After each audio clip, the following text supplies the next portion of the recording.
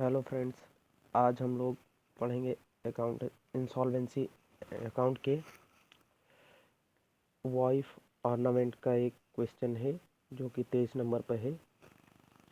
From the following particulars prepare statement of affairs and deficiency account of M of Kolkata. जैसा कि ये कोलकाता से related है तो ये हमारा प्रेसिडेंसी टाउन्स में आएगा। अब हम आगे बढ़ते हैं।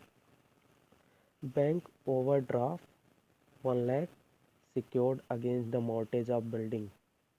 इसमें बता रहा है कि बैंक से ओवरड्राफ्ट लिया गया है जो कि बिल्डिंग को सिक्योरिटी पर देकर।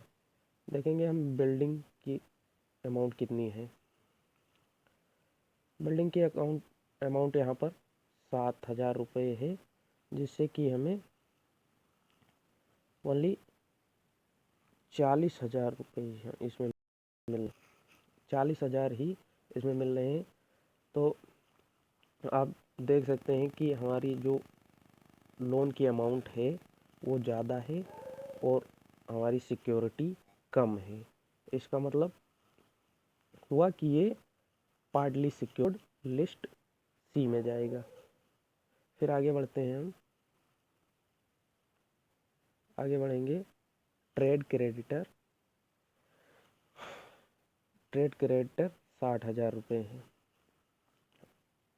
तो ये हमारा जाएगा ए में, अनसिक्योर्ड क्रेडिटर में चला जाएगा। बिल डिस्काउंटेड और 10,000 आउट ऑफ विच 4,000 और डाउटफुल, ये भी हमारा अनसिक्योर्ड क्रेडिटर में जाएगा।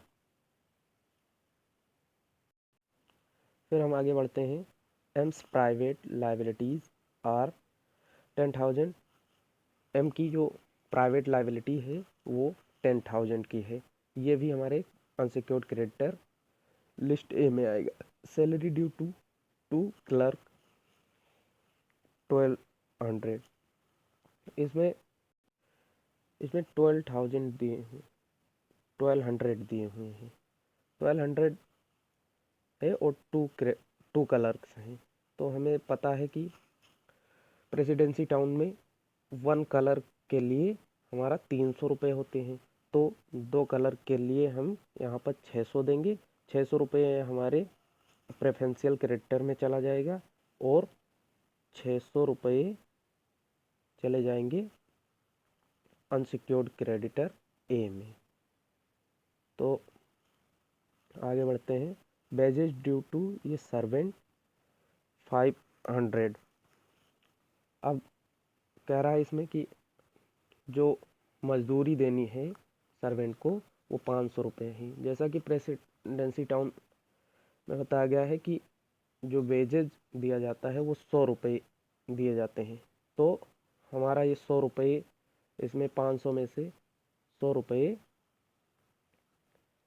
रुपये हमारे चले जाएंगे डी में और 400 रुपये चले जाएंगे ए में।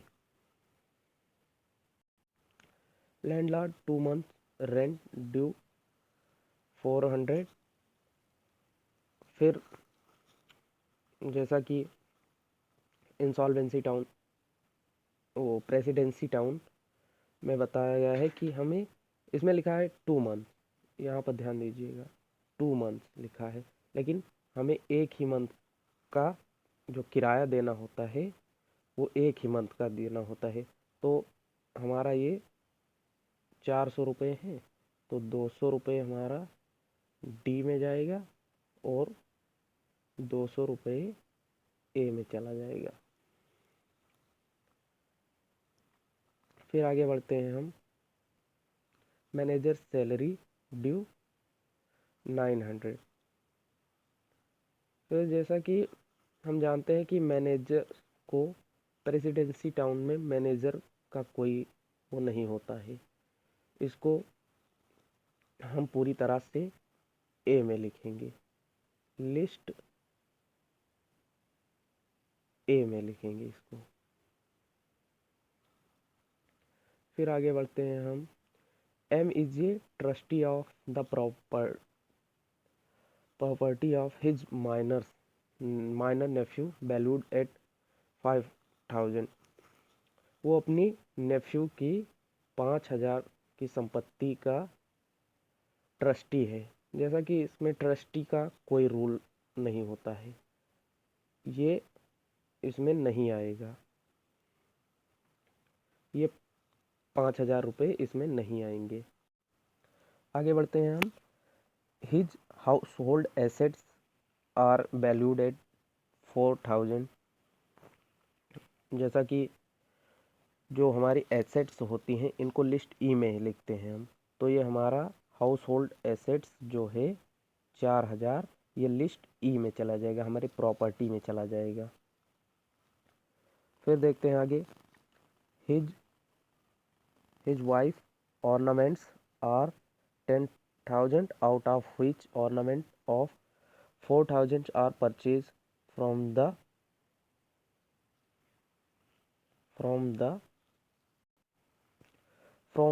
drawings of her husband and the remaining from the amount received from her father। जैसा कि इसमें बताया गया है कि his wife ornaments are 10,000, इसकी पत्नी के जो गहने थे वो 10,000 के थे, जिसमें से 4,000 रुपये के गहने उसके पति ने उसे दिए थे और बाकी के गहने वो अपने पिता के यहाँ से लाई है। तो हम 6,000 रुपये छोड़कर 4,000 रुपये की जो ज्वेलरीज होगी उसमें उसको हम लिस्ट ई में पत्नी के गहने होते हैं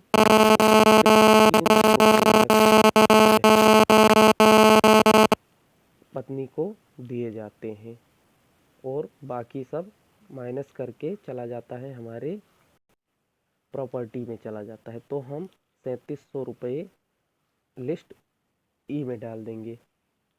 फिर आगे हम बढ़ेंगे। His business assets are cash 500, furniture 3,000, realisable 2,000। 3,000 का फर्नीचर था, उसमें से 2,000 मिले। बिल्डिंग जैसा कि हम देखेंगे कि बैंक ओवरड्राफ्ट 1 लाख का था, जिसपे कि बिल्डिंग सिक्योरिटी के तौर पर रखी गई थी, जो कि हमारा लोन ज़्यादा था और सिक्योरिटी कम, तो ये हमारा पार्टली सिक्योर्ड में चला जाएगा। फिर हम आगे बढ़ेंगे। मशीनरी जो हमारी थी 60,000 की थी, जिसपे हमें सिर्फ 50,000 ही मिले। स्टॉक 5,000, इस पर भी 2,000 रुपये मिले। बुक डेप्ट 20,000, इस पे 12,000 रुपये मिले हैं। और ये हमारे कैपिटल और लॉसेस ये सब हमारे डिफिशेंसी अकाउंट में चले जाएंगे, क्योंकि हम जानते हैं कि स्टेटमेंट ऑफ अफेयर्स में इसको नहीं लिखा जाता है। तो हम आगे सॉल्व करेंगे। तो फ्रेंड्स, इसमें हम देखेंगे कि हमारे लिस्ट ए में क्या क्या आएगा।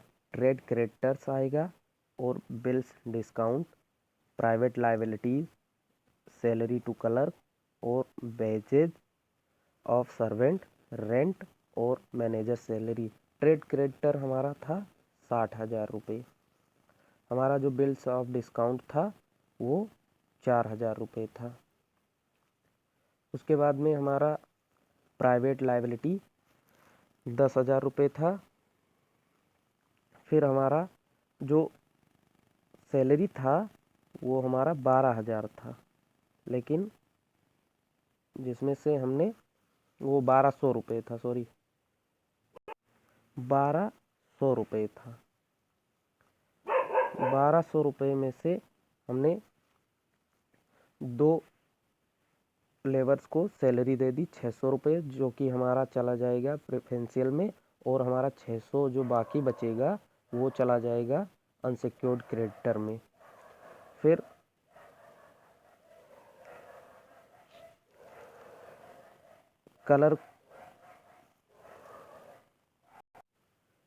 वेजेज टू सर्वेंट 400 रुपये। रेंट हमारा जो था उसमें से जो बचा 200 रुपये बचा था। मैनेजर सैलरी 900 रुपये था। ये हमारा टोटल आ गया 76,100। फिर हम आगे देखेंगे लिस्ट सी में इधर आगे बढ़ेंगे। जो हमारा यहाँ पे ओवरड्राफ्ट था, ओवरड्राफ्ट 1 लाख रुपए का था और हमारी जो सिक्योरिटी थी बिल्डिंग की वो 40,000 रुपये की थी। तो हमारा जो टोटल लोन हुआ वो 60,000 रुपये है। ये हमारा 60 लिस्ट सी में चला जाएगा। हमारे प्रेफरेंशियल क्रेडिटर में सैलरी की अमाउंट 600 रुपये और वेजेज 100 रुपये, रेंट 200 रुपये आएंगे। जैसा कि इसमें फुल्ली सिक्योर्ड का कोई वो नहीं है, इसीलिए हमने फुल्ली सिक्योर्ड को नहीं लिखा है। अब हम आगे देखेंगे अनसिक्योर्ड क्रेडिटर में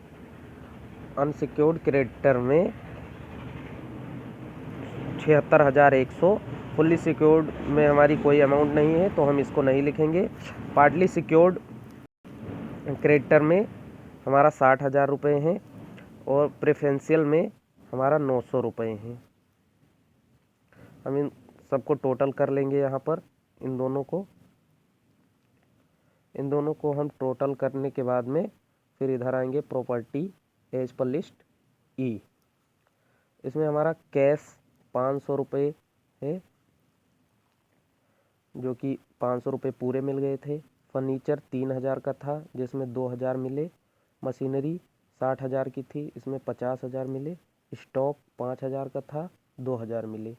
और वाइफ ऑर्नामेंट्स जो थे उसमें हमारा जो था 4,000 का था, लेकिन 3,700 रुपये का ये हो गया।